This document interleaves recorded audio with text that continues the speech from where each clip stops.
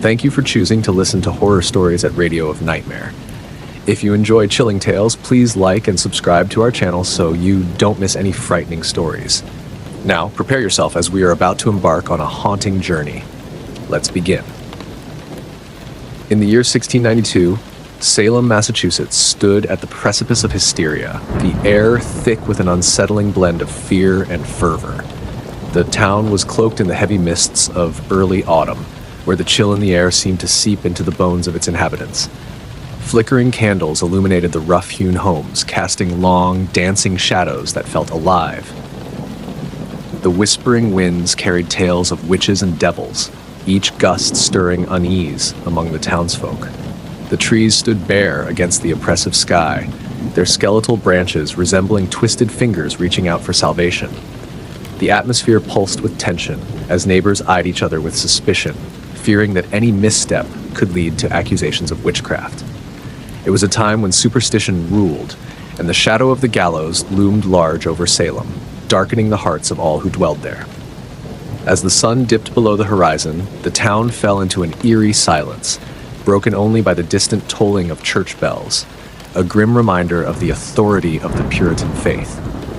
This was a community on edge, bound by an unyielding moral code, yet fraying at the seams as the cries of the innocent echoed through the streets.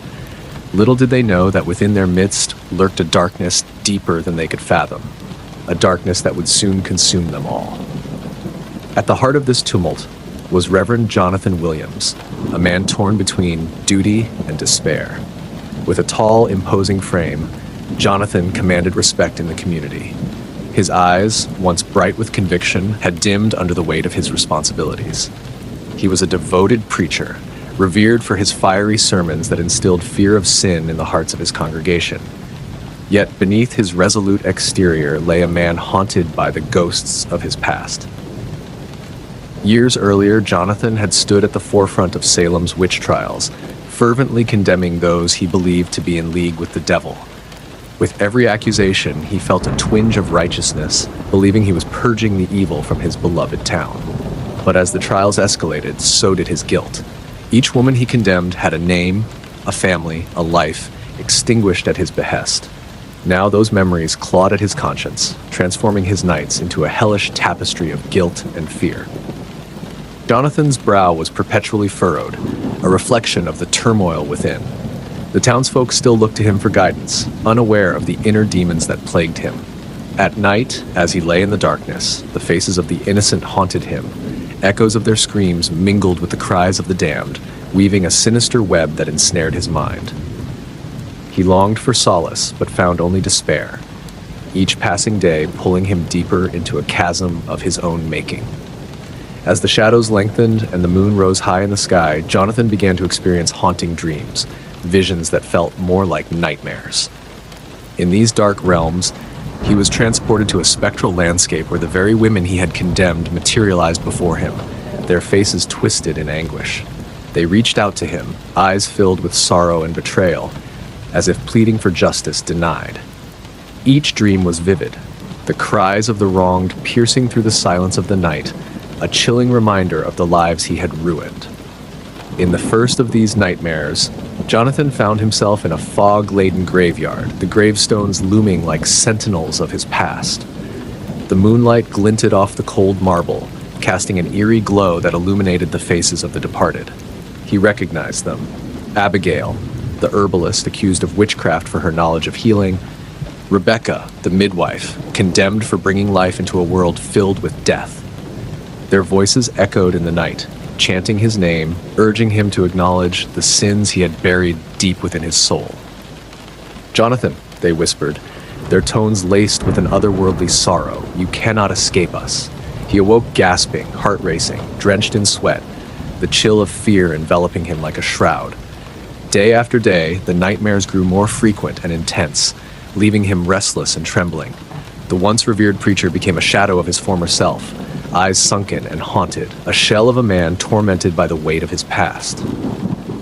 In the daylight, he tried to push the visions away, convincing himself that they were mere figments of his imagination. But the guilt gnawed at him, a relentless parasite feeding on his sanity. He would catch glimpses of fleeting shadows out of the corner of his eye, hear whispers in the wind that sent shivers down his spine. The townsfolk noticed the change in him, the flicker of fear that danced in his gaze. They whispered behind closed doors, casting furtive glances his way, as though they too could sense the darkness that enveloped him. As the nights wore on, Jonathan found himself wandering the dimly lit streets of Salem, driven by an insatiable need to seek redemption. Yet with each step, he was reminded of the weight of his sins, the faces of the innocent forever etched into his mind.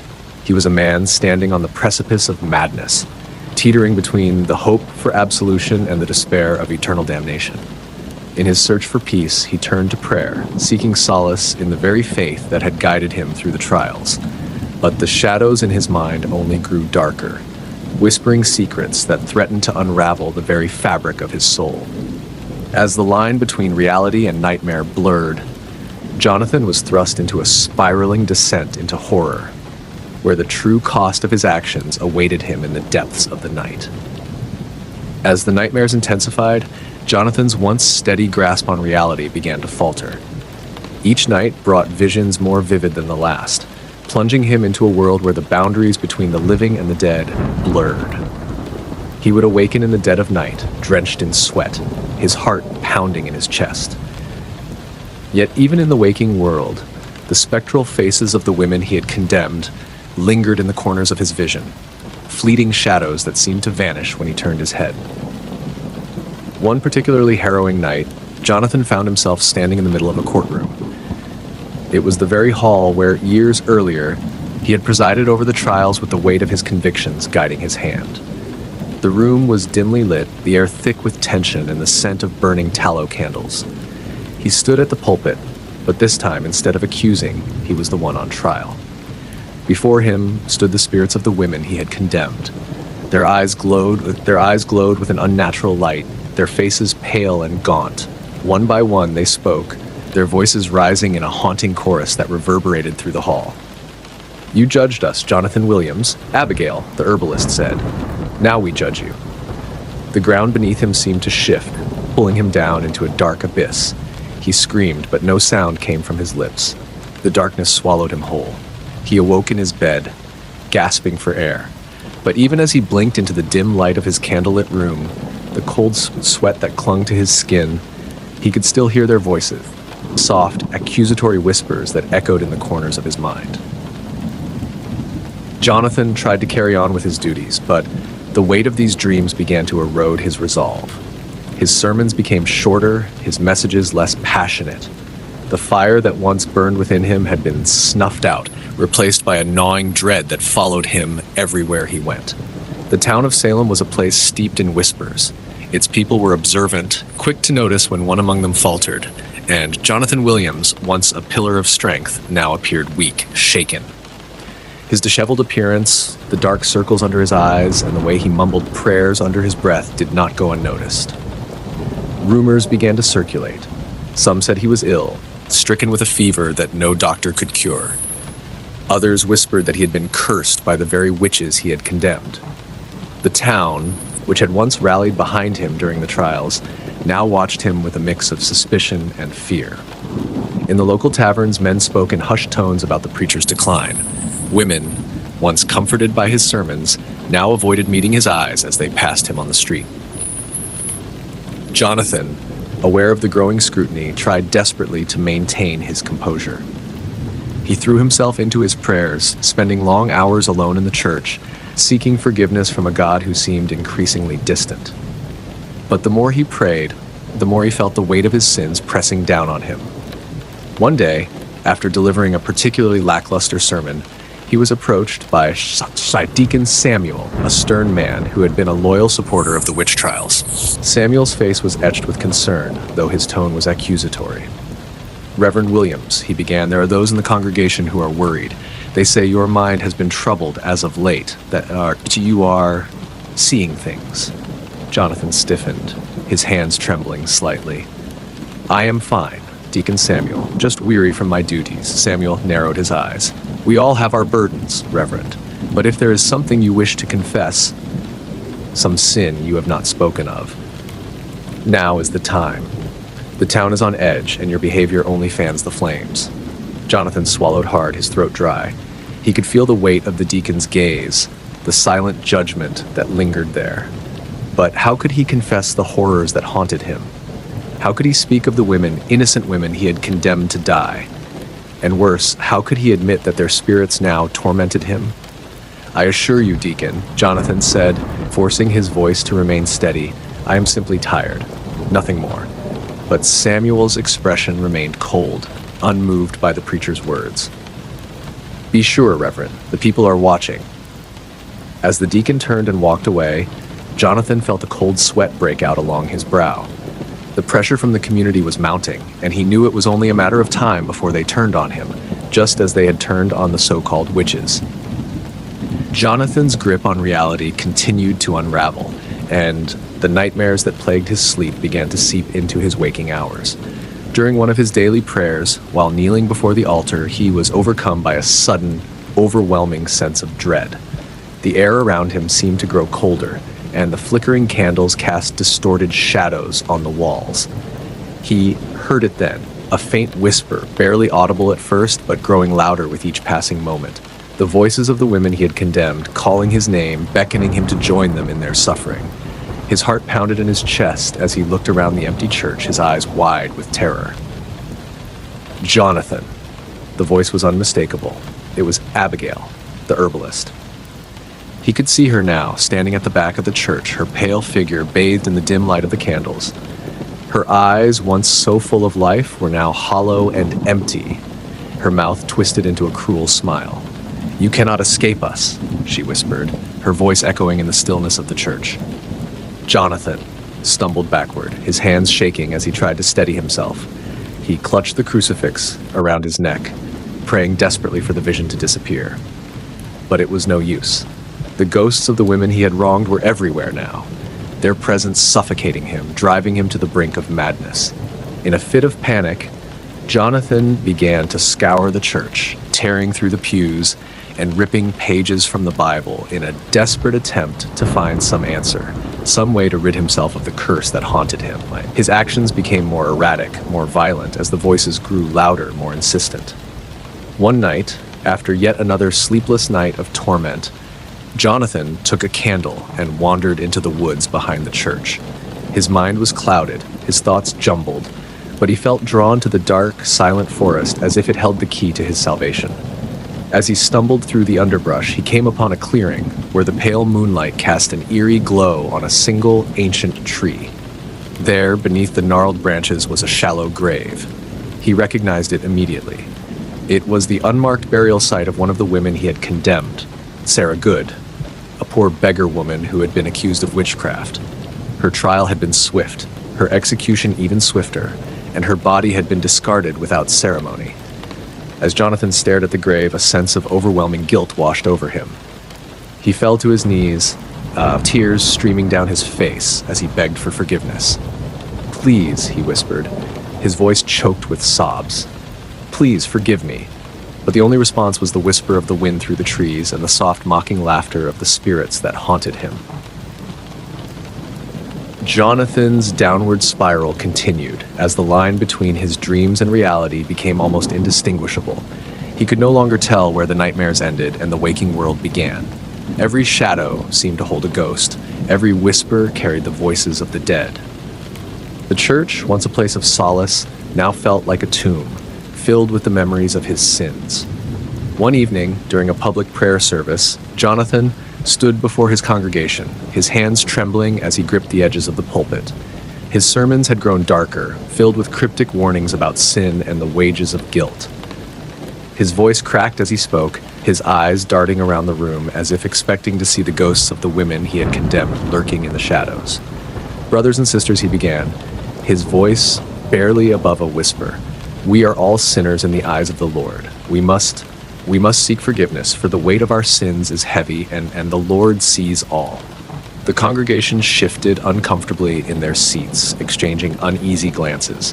Jonathan's once commanding presence had withered, replaced by a gaunt, haunted figure that seemed on the verge of collapse. As he continued to speak, his words became more frantic, more disjointed. He spoke of visions, of spirits, of the women who had been wronged. The room grew tense, the congregation silent, their faces filled with confusion and fear. And then, at the back of the church, Jonathan saw her. Abigail. She stood there, her pale figure glowing in the dim light, her eyes locked on his. He faltered, his voice dying in his throat as the weight of her gaze bore down on him. "You cannot hide, Jonathan," she whispered, though only he could hear her voice. "We will never leave you." Jonathan dropped to his knees, clutching his head in his hands as the vision of Abigail grew stronger, her presence suffocating him. The congregation gasped, some rising from their seats, unsure of what to do. The once revered preacher had become a broken man, tormented by the very women he had condemned. He screamed, the sound echoing through the church as he collapsed to the ground, the weight of his guilt crushing him. Townsfolk rushed to his side, but it was too late. Jonathan's mind had finally snapped. The darkness that had haunted him for so long had consumed him whole.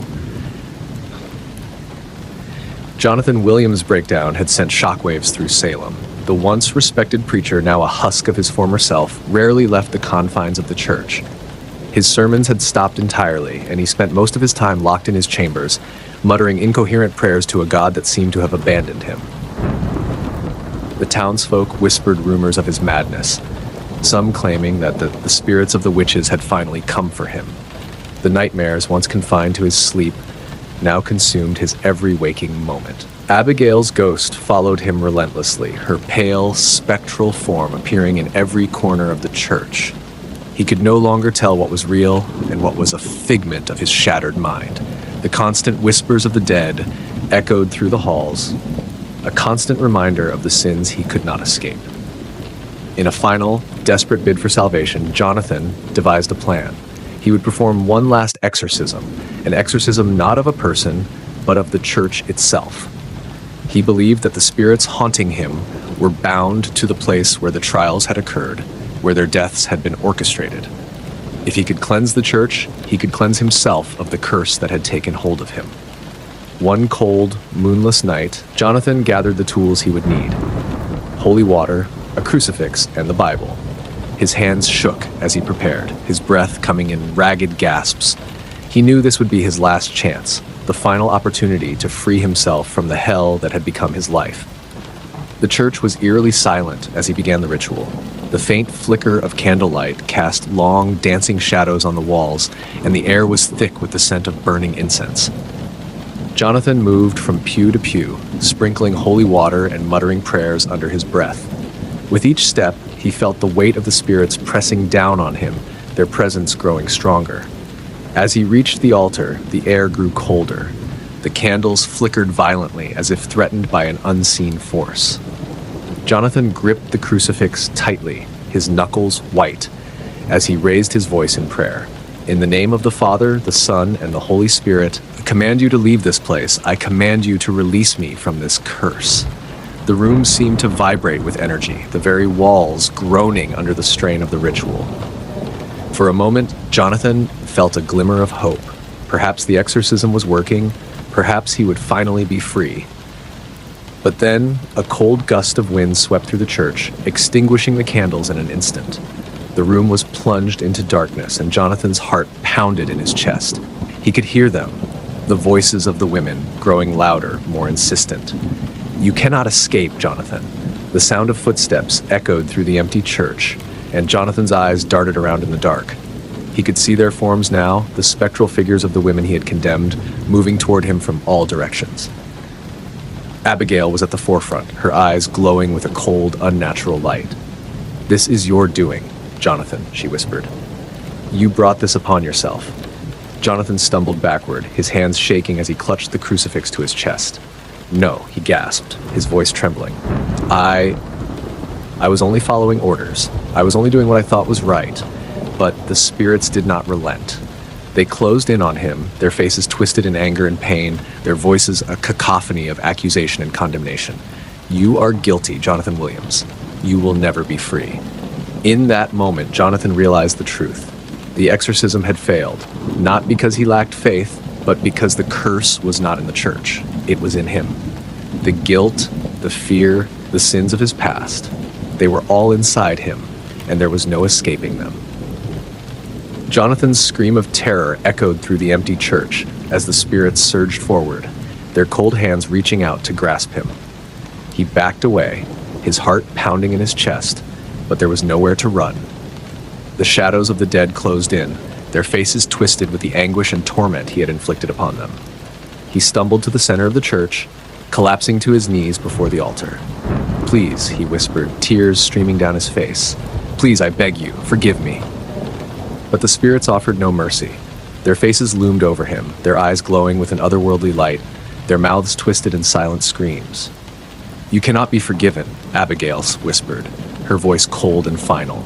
"Not after what you've done." Jonathan felt the weight of her words like a crushing force, pressing down on him, suffocating him. He could feel the cold hands of the spirits gripping his shoulders, his arms, his legs, pulling him down into the darkness. Just as he thought he would be swallowed whole by the abyss, the doors of the church burst open, and a flood of townspeople rushed in. They had heard his screams, and now they stood, wide-eyed and terrified, as they took in the sight before them. Jonathan, on his knees, trembling and sobbing, surrounded by the ghostly figures of the women he had condemned. For a moment, the townspeople were frozen in fear, unsure of what to do. Deacon Samuel stepped forward, his face pale and drawn. "Reverend Williams," he said, his voice shaking. "What is happening here?" Jonathan looked up at him, his eyes wild with fear. The spirits," he whispered. "The women, they are here. They have come for me." But to the townspeople, there was nothing there. No spirits, no ghosts, just the broken, mad preacher ranting and raving about witches and curses. Deacon Samuel shook his head, his expression hardening. "There are no spirits here. Only you and your guilt."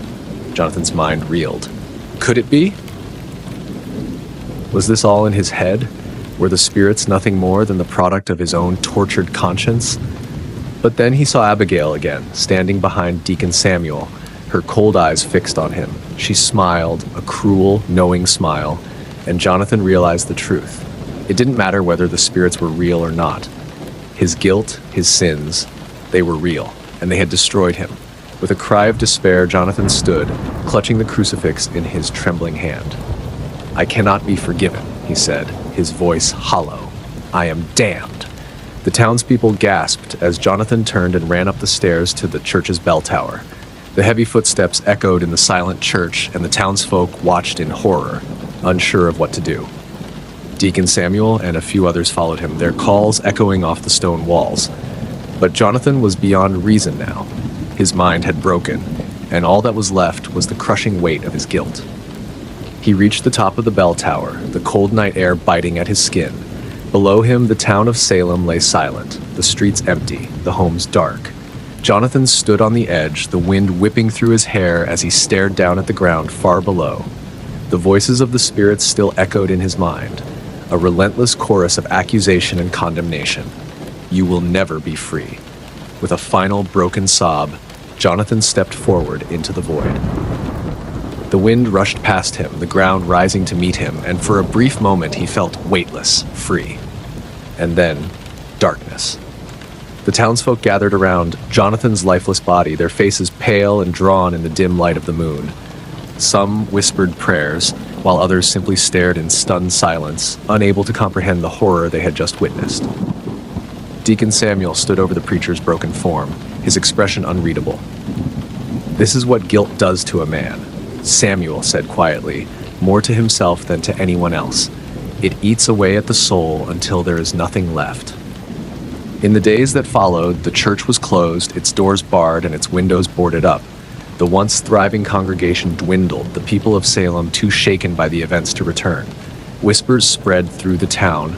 Some said that Jonathan's madness had been the result of a curse. Others claimed that he had been haunted by the spirits of the women he had condemned. But no matter what they believed, one thing was clear. Jonathan Williams had been a man consumed by his sins, and in the end, his guilt had destroyed him. Even after Jonathan's death, the church did not find peace. The townsfolk spoke of strange occurrences, the sound of footsteps echoing through the empty halls, whispers in the night, and the faint glow of candles flickering through the windows when no one was inside. Some said that Jonathan's spirit still haunted the church, trapped by the guilt that had driven him to madness. Others believed that the spirits of the women he had condemned had never left, their restless souls still seeking justice. The church stood abandoned, a grim reminder of the darkness that had taken hold of Salem during the witch trials. The people of the town avoided it, crossing the street to avoid walking too close. And as the years passed, the story of Jonathan Williams became a cautionary tale, a reminder of the dangers of guilt and the terrible price of sin. But on certain nights, when the wind was just right and the moon hung low in the sky, some swore they could still hear the sound of a preacher's voice calling out for forgiveness in the darkness, and the whispers of the dead answering with the cold, unrelenting truth: there is no forgiveness for the damned. For more chilling horror stories, please subscribe. Thanks for watching.